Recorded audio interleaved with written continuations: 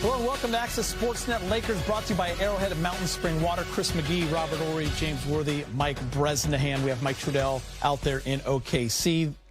OKC gets the win. They punished the Lakers in the paint, 56-32. They also turned 19 turnovers into 29 points. Remember, at the half, that was 12 turnovers into 20 points. So the Lakers did a much better job with the basketball, but still, that's too many. But I got to start with this. The Lakers were up 108-107 with 7 minutes and 40 seconds left in that game after a Luka Dončić bucket. Luka then yells at a fan, gets his second technical of the game. He's kicked out.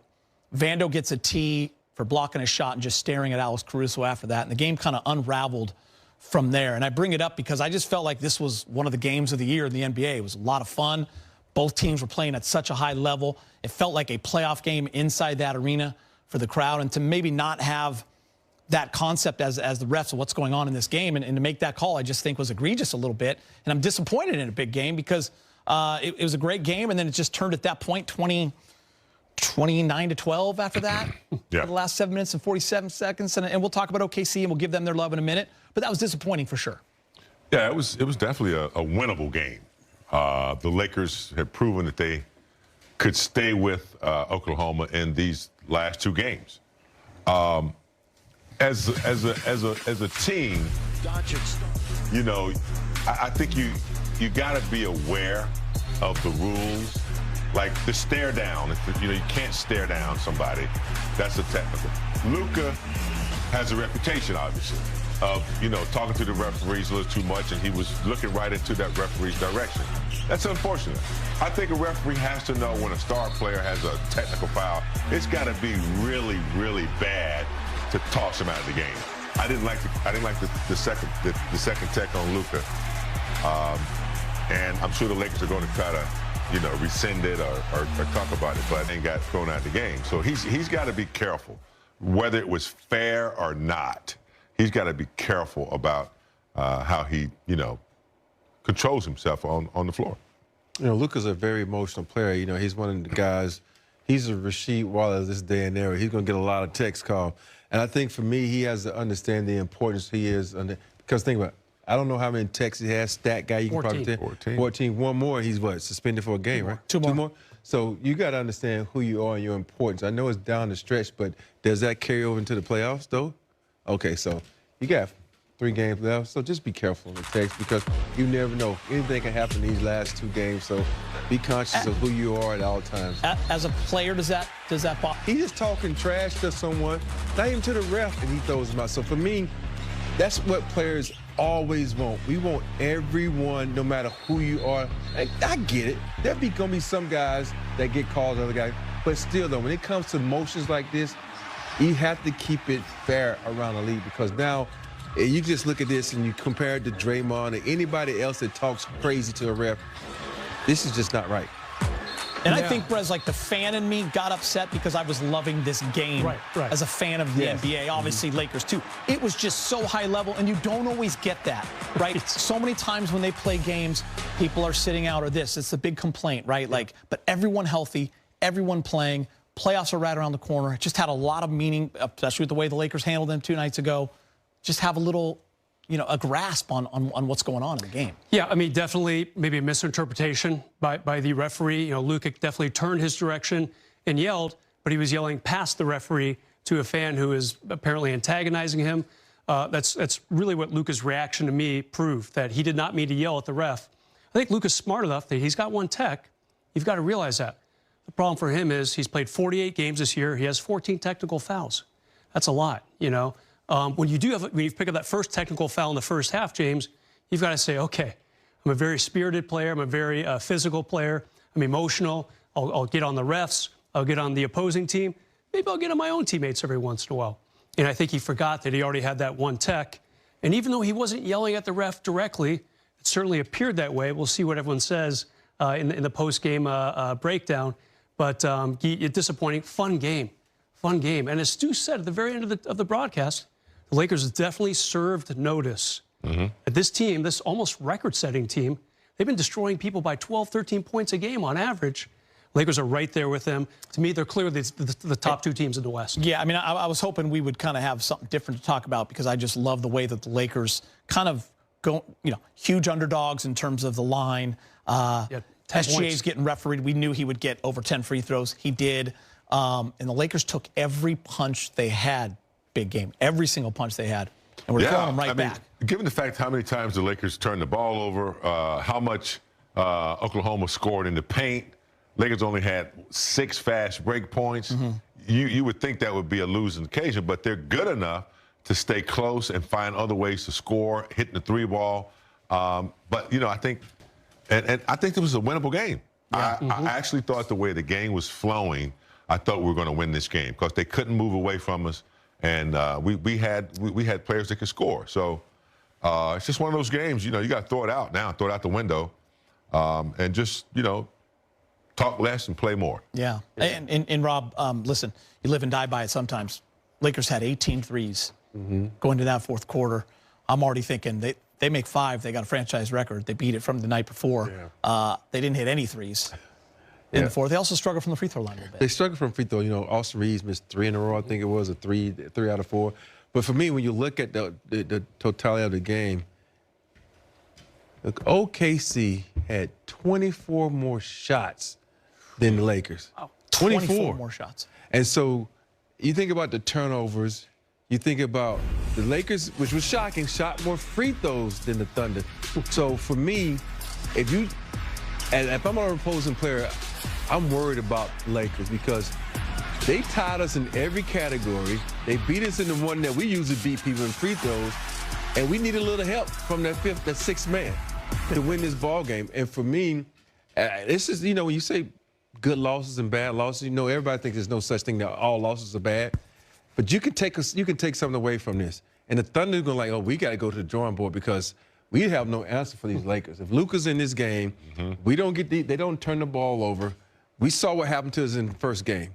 So I think also, not just, sometimes you think about the opponent you playing, I think around the league, people will take a nose like, oh, the only team they lost to down the stretch was Golden State, but people take notice of the Lakers. Got to give a lot of credit to the way OKC played as well.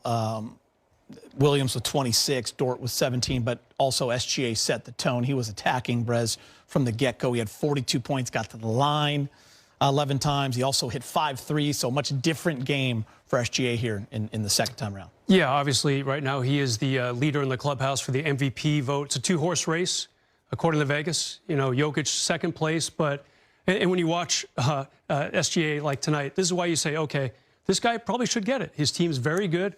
They have a high-powered offense. They force a lot of turnovers. What we saw tonight, we didn't see the other night from OKC in their 27-point loss to the Lakers.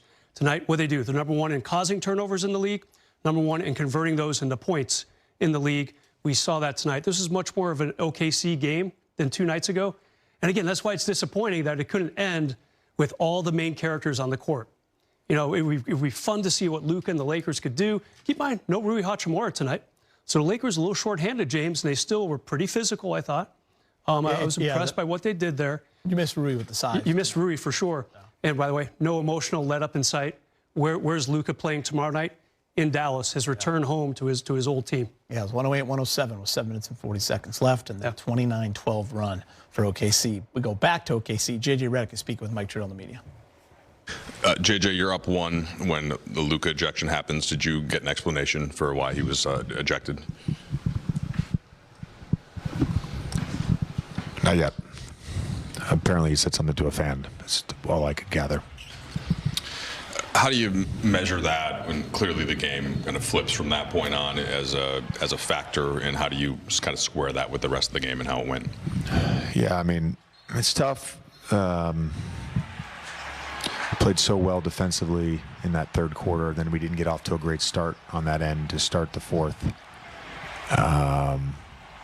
And then just trying to manage everybody's minutes, and I had a timeout situation because we lost our challenge, so I only had 1 going into the fourth, and was trying to eat a little bit more time. We got down 5, turned it over. They come back at an and 1. Called it then. I'm kicking myself. Could have called it a possession earlier, gotten LeBron back in the game. But I think our guys fight and spirit, you know, withstanding a bunch of haymakers in that first half and just continuing to play, and then coming out and really playing awesome defense for 12 minutes. You know, it was a great game.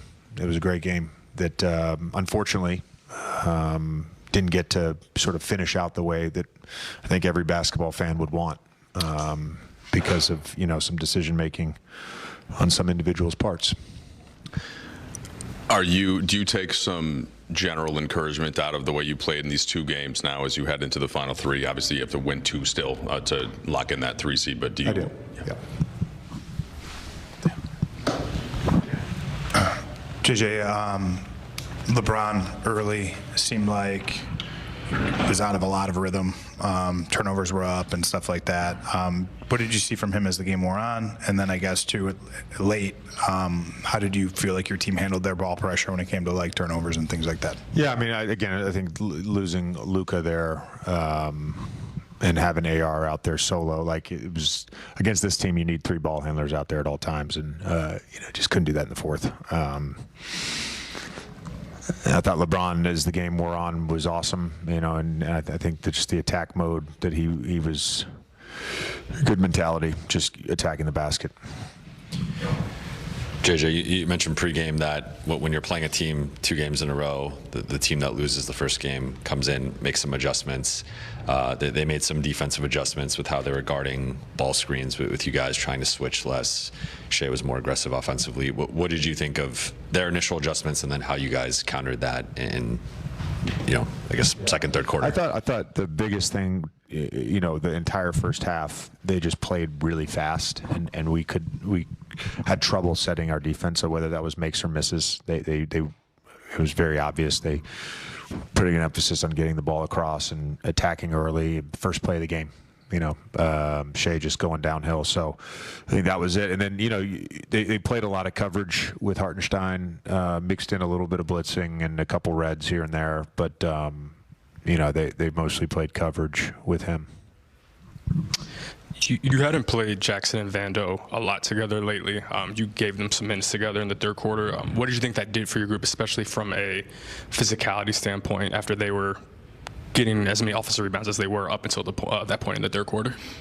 Yeah, I felt like we needed that for the defensive end. I thought it was really good. You know, and again, that's sometimes that combination is really good. Sometimes it's not, because it's harder to space the floor that way. But you know, I thought with the way the game was going, it was good to give that a look, and thought Vando was awesome, particularly in the second half.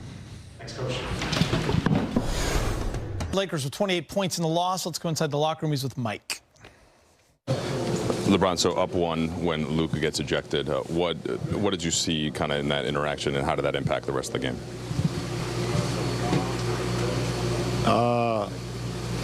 Yes, it was a weird couple minutes after that, starting with the ejection.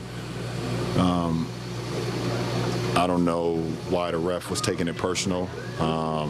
He had already gave Luka one, and Luka knew that. And Luka was going back and forth at that time with a fan that was sitting courtside, like Luka does when fans get to talk out of their mind, whatever the case may be. And Luka was going back and forth, and the ref took it upon himself to think it was, you know, verse him or whatever the case may be. But then another tee on Vando after a block shot, and the game was just weird as hell after that moment.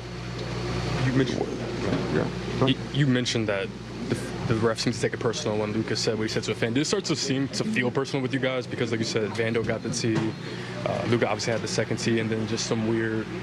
Yeah, the game was kind of, you know, this is a playoff. We both teams knew that this was going to be a playoff type atmosphere, playoff type competition, you know, playoff type feeling, and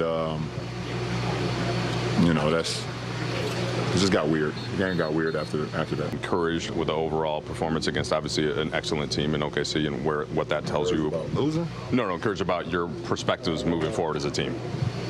Still got more work. Still 3 games left. We got a lot of work to do still. So it essentially got to win 2 of the 3 to secure the number 3 seed. Are you still just worrying about Dallas though for right now? Yeah, of course. That's always the motto. You know, we had our opportunities tonight. They played exceptionally well. Tip your hat. They shot the ball extremely well. Now our focus on the Dallas. LeBron, what's the best way to deal with a team that's very physical? I mean, you guys shot 15, 16 more free throws than them, but felt like there were still more out there. Maybe there were. How do you deal with that? You match physicality with physicality. That's it. We did that tonight. They shot the ball extremely well. Like I said, you tip your hats for them.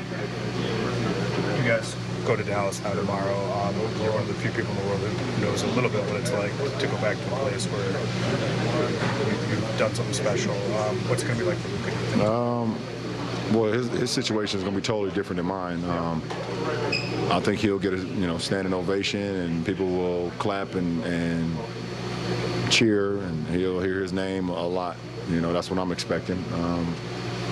My situation was totally different. He had no choice in the matter of what happened in his situation. I did. So it'd be totally different. As a team, what do you guys want to do for him to support him through the emotion of that? Oh, whatever he needs. I think winning will be the best solution. December 2nd, 2010, yeah, that was unique compared to all these return games. Say that again, I'm sorry? December 2nd, 2010, unique compared to other return games. But you have been a part of AD's first game back in New Orleans, etc. What does it do for a team that's still coming together to all get behind the new player when you have this type of game on the calendar tomorrow? I think it's very important. I mean, it's camaraderie. It's holding each other down, and whenever we face anything. And I think tomorrow's gonna be a lot of emotions going through Luka. Both the interior and the exterior, and it's our job just to do our job. If we do our job out on the floor, then we'll help them tremendously. James, I know we've talked a couple times about this as of late, as we see kind of LeBron James ramping up each time. Tonight he plays 35 minutes, 28 points, 8 of 19. So the efficiency is back, 3 for 6 from 3. Got to the free throw line 10 times, made 9 of them. Yeah, it's especially been more efficient with, I think Rob said this a few months ago, that one-on-one or hand the ball, he's a little bit fresher. So I just think that, LeBron's, efficiency continues to, to grow. And I think with Luka and AR also handling the ball, it's taking a little bit of pressure off of him, and he's able to perform even better over a long period of time over the game. I always talk about when LeBron depletes his battery, he's not as effective as he can be. With Luka handling the ball, AR handling the ball, his battery is almost like 70, 80% all the time. And you think about him being at 40 and playing so many games that sometimes, that charge can go down. But I think right now he's really charged up. And you think about tonight's game, he's going up against the youngest team in basketball. And he's getting up and down the floor with these guys. He didn't look fatigued at all, because you always look at LeBron's body language and see if he's bending over or he's one of those times where he's grabbing towels and sweating a lot. But he wasn't like that. He was engaged his whole game. He looked like he was ready, and he was in playoff mode. Rob, what was that stat you had last week? Which college starting 5 is older than OKC starting 5? It was Auburn. It was Auburn. I mean, that says it all right there, the youth of this OKC starting 5. It's crazy. If you think about it, their oldest player is what, Caruso? He's 31. He comes off the bench. I mean, this team is going to try to run you off the court, and they certainly did not the other night, losing to the Lakers by 27, and it was right there for the taking for the Lakers again. 7.5, just over 7.5 minutes left to play tonight. So LeBron, 2 for 7 in the first half, 4 turnovers. Definitely bounced back pretty well from that second half heat. I was impressed. All right, guys, more to come on Access. Lakers outscored 29-12 after Luka Doncic. Hayes got up and got that one. Yes, he did. Austin finished with 24 points. He's in the locker room with Mike. Well, Austin, obviously the game flips when Luka gets the ejection. LeBron described it as he thought Luka was talking to a fan, as he likes to do, and the ref seemed to not get that. How did you try to still rally after that, which is obviously a blow? I mean, you got to just put it behind you and go compete. And I played in the fourth, so I'll take that. Could have gave us a better chance to win the game if I played better. And yeah, I mean, obviously when your best player gets ejected, it's going to be tough. But we've won games without him before, and you know, it obviously makes everybody's life a little easier when he's out there. How did you guys manage to flip the game in the third quarter defensively after OKC was, you know, really not missing much and running the pace in that first half? What was the difference there? Just thought our attention to detail, you know, the way we was connected was much better in that third quarter. I think they scored 17 points, and yeah, I just think, you know, overall, you know, everybody was more locked in. You guys still, if you win 2 of the last 3, you can lock in the 3 seed, but how important is it just tomorrow night, just to, you know, try to find a way to get a victory in Dallas? Yeah, every time you take the court, you want to win, and I mean, it's no different, you know, tomorrow night. Obviously, like you said, we need 2 of the 3 to you know, lock in that 3rd spot, and, you know, we're going to go compete and, you know, play like we have the last couple games, because, you know, we want to stay where we're at. I'm sure it'll be a very unique atmosphere with Luka returning, and how do you guys as his teammates kind of support him as you go in there? What's the key? You know, I think it's going to be a very welcoming situation. I think when his name's called, it might be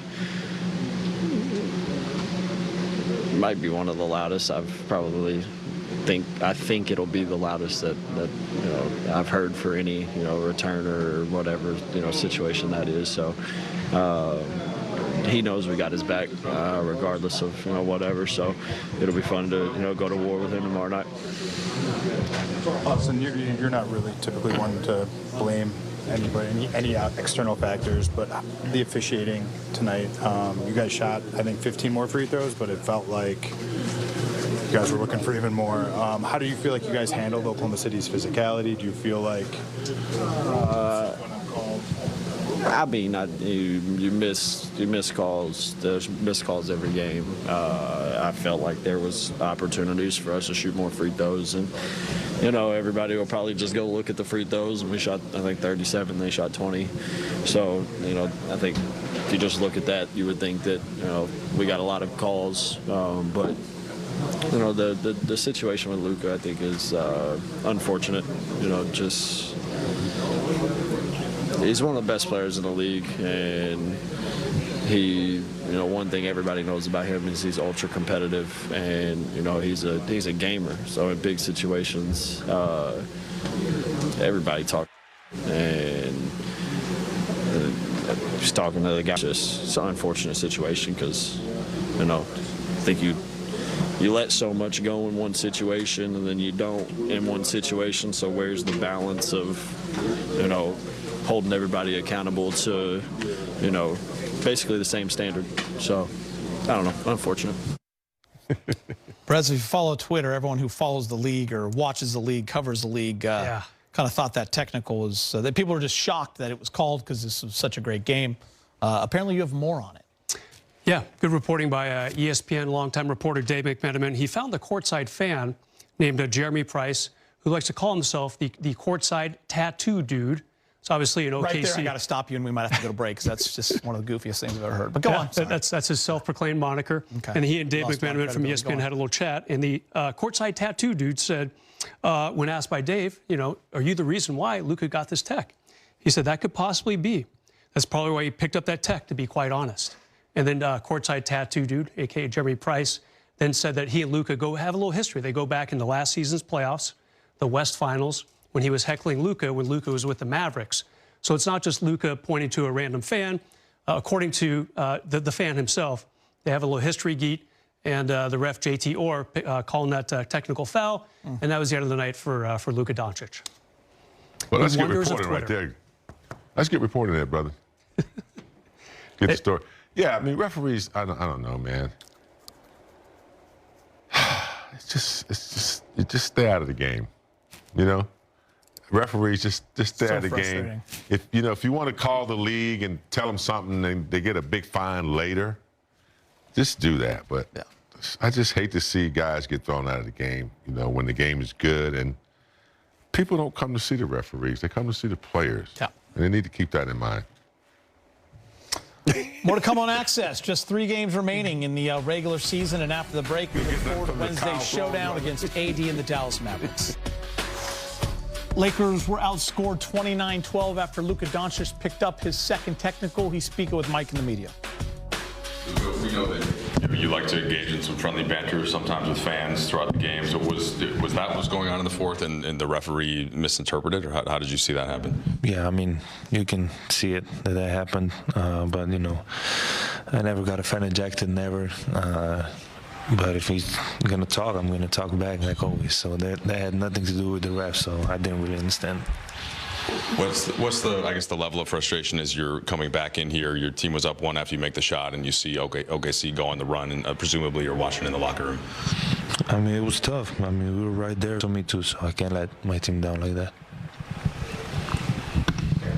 Luka, you were one of the players that was listed as questionable yesterday. JJ came in here and told us basically before the game that the mindset of this group was to try to go to win them all. How important was it for this group to go out there and compete tonight together, especially with such a big game tomorrow?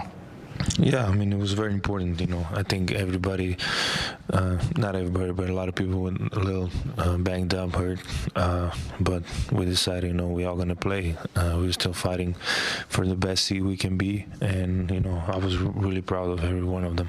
Was there a conversation between you guys to decide all together to do it? Or was no. You guys know? No, yeah. Looking ahead to tomorrow, I'm sure since the trade, this has been a game that you've thought a lot about. Kind of where are you at emotionally with it? What are you looking forward to, if any of it?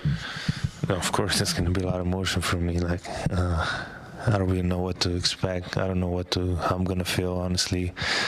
You know, I'm looking forward to being back in Dallas, obviously, you know, with the fans, seeing my teammates, ex-teammates.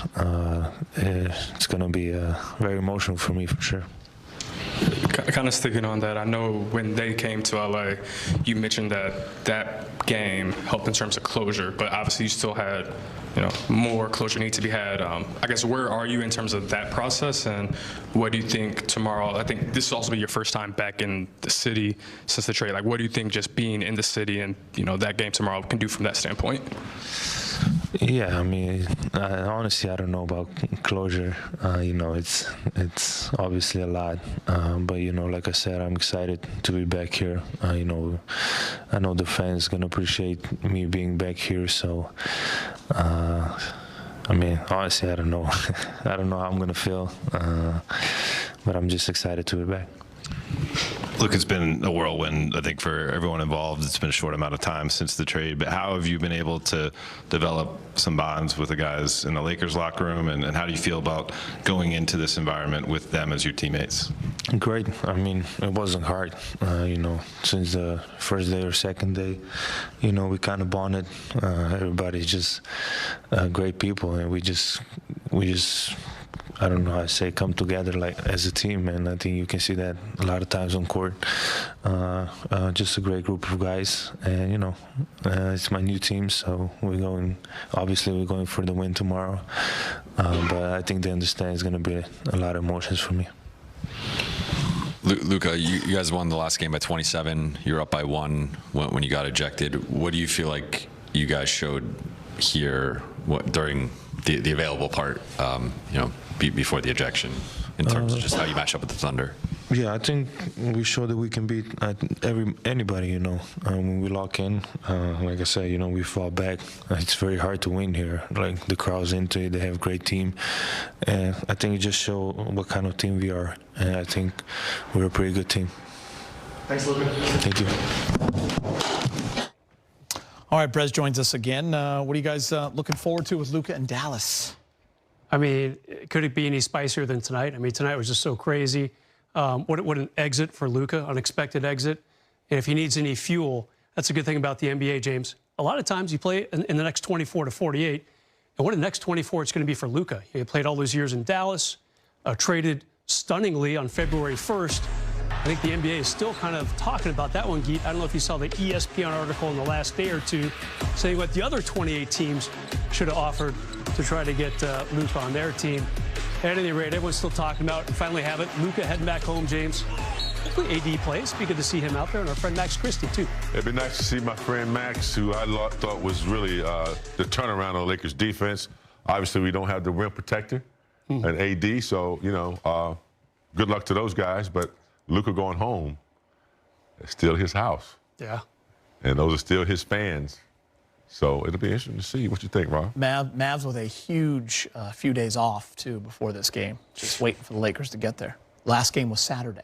I think we realize that Dallas is fighting for a play-in spot. Yeah, they got to get to the... So they got to get this win. So it's going to be a competitive game. I'm excited to watch they're actually it. fighting they're actually fighting for the home game with Sacramento. Yeah. They're in already, but because Bergen's Suns have completely that's I don't know what. Yeah, they're embarrassing. Your son? They said Brian Bergen's Phoenix Suns were they've embarrassing. They've been bad anyway. Yeah, but they are just they've been bad since basically punted 95. the last 2 weeks. They've been bad since '95. It's 30 years of bad. Lakers calendar, Wednesday on the road versus the Mavs, 4:30, quick turnaround. An awesome scheduling for the Lakers. They got the Mavs tomorrow, then they come home. You got the Rockets, then back out on the road. You face Portland. Got to win 2 of the 3 to secure the seed. Big bucket ballers tonight. Rob, let's take this guy. Follow Porzingis, you got Grenade, and you got my guy, Darius Garland. Grenades. Yeah. Shea wasn't on this list tonight? We can't put him on that list, man. He just dropped that on us. Just ask. Rob's got rules too, Big Game. I got a lot of rules, Big Game. You know, when you're in your absence, I set a bunch of rules up there. All right. I need to read the rule book. Big Games and Packdoors.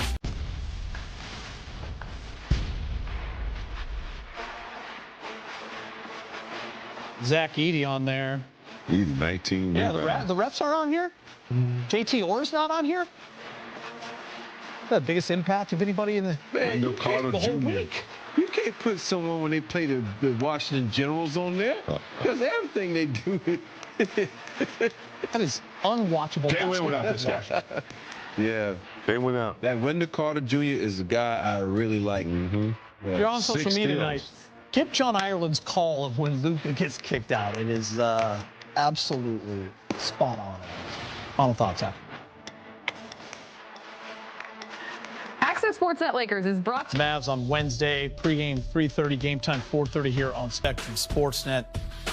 Rob, we'll start with you. All eyes will be on the Lakers and the Mavericks, and of course, Luka returning home. It should be fun, should be emotional. Hopefully, the Lakers will have a little something in that gas tank, obviously, with Luka returning. You know, a good thing about that, James has never experienced this, but when you go back to a city that you felt like you gave your heart and soul to, it's very emotional. Sometimes it's hard to get your emotions under control, but I think in this case, I think Luka, being that he's already played them again one time in his building, now he's going back to a building that he had a lot of success in. I think it'd be fine, but more importantly, I think his teammates are going to feed off all that energy. Yeah, it's a good reset after beating Oklahoma and then losing to them in a fashion that you didn't want to with the technical fouls. Reset your mind and get back on track. And, Luka's going to be going home. It's going to be emotional. Probably still has a house there, favorite restaurants, a lot of friends, local places he likes to go, and it's, that's tough. But I think, he's got to reset his mind and get ready to, have his team first priority and go in and get a big win in Dallas. Who's trying to make the play-in, Bress? Yeah, right now Dallas 1 game behind Sacramento for 9th. If you're going to be in the 9-10 play-in, you got to at least get home court. So Dallas definitely playing for something. We'll see what that pregame is going to be like. It's going to be a home game for the Lakers. Great point, Robert. All right, thanks for watching. Lakers fall to OKC. We'll see you tonight.